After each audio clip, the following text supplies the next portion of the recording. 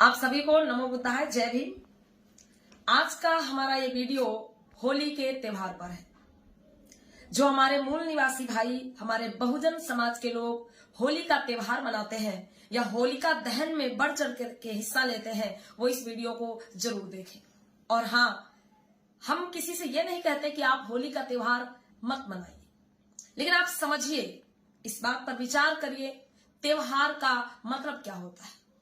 त्योहार का मतलब ही होता है तुम्हारी हार। जब जब हमारे पूर्वजों के साथ में छल किया गया, आर्यों के द्वारा, मनुवादी व्यवस्था के लोगों के द्वारा, जब जब हमारे पूर्वजों को धोखे से, छल से, कपट से मारा गया, उनकी हत्याएं की गई, उन्हें जलाया गया, उनकी धन धरती को छीना गया, अरे तब एक त्योहार बना करके तैयार कर दिया गया।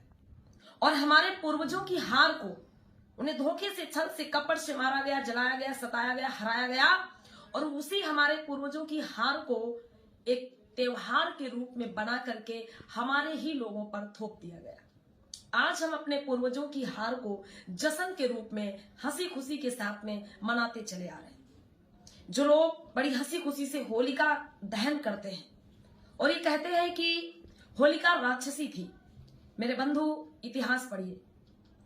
महाराज हिरण्याकश्यप जो हरदोई के राजा थे, वो कोई राक्षस नहीं थे, एक मूल निवासी राजा थे, हमारे आपके पुरखे और पूर्वज थे।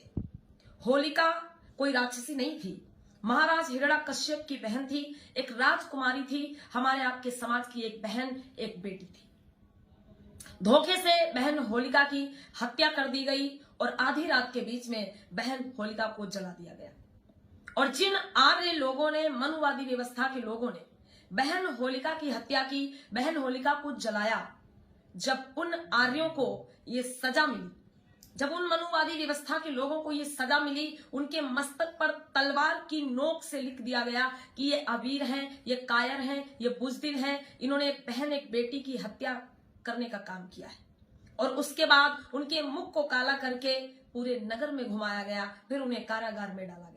अब जरा सोचो, उन आर्यों ने, उन मनुवादी व्यवस्था के लोगों ने हमारे समाज की बहन बेटी होलिका की हत्या की, उसे जलाया, तब उनको सजा मिली, उनके मस्तक पर तलवार की नोक से अबीर लिखा गया और उनका मुंह काला करके पूरे नगर में घुमाया गया। लेकिन आज यही त्योहार हमारे ऊपर थोप दिया गया। कभी तो उन मनुवादियों ने हमारे समाज की बहन और बेटी की धोखे से, छल से हत्या की, उसे जलाने का काम किया। आज हम अपने हाथों से अपने समाज की बहन होलिका का दहन कर रहे हैं, अपने समाज की बहन और बेटी को जलाने का काम कर रहे हैं। अरे कभी उन मनुवादियों ने बहन होलिका की हत्या की थी, इसलिए उनका मुंह काला करके पूरे नगर में घुमाया गया था।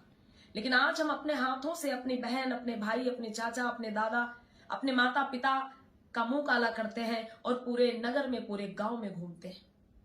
और एक बात भी बोलते हैं कि बुरा न मानो होली है। आप मेरी मत मानिए, इस बात पर विचार करिए। तमाम त्योहार आते हैं जिसमें ये नहीं कहा जाता है कि बुरा न मानो रक्षाबंधन है, बुरा न मानो करवा चौथ है, बुरा न मानो दीपावली है।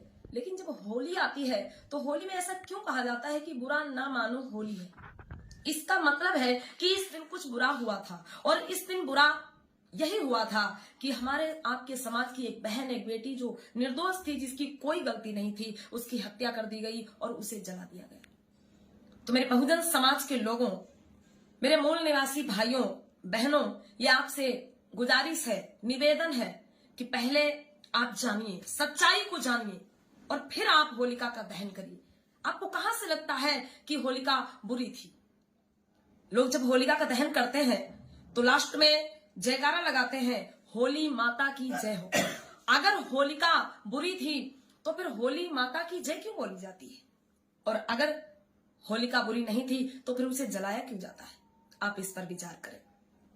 एक निवेदन है आपसे कि यदि आप होलिका दहन करते हैं, यदि आप होलिका को जलाने जाते हैं, तो ये समझिए आप अपने ही समाज की बहन और बेटी का दहन कर रहे हैं, जो कि एक निर्दोष बहन थी, एक निर्दोष बेटी थी, जिसकी कोई गलती नहीं थी।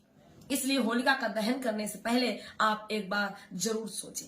आप सभी को पुनः नमो बुद्धाय, जय भीम, जय मूल निवासी, जय संविधान।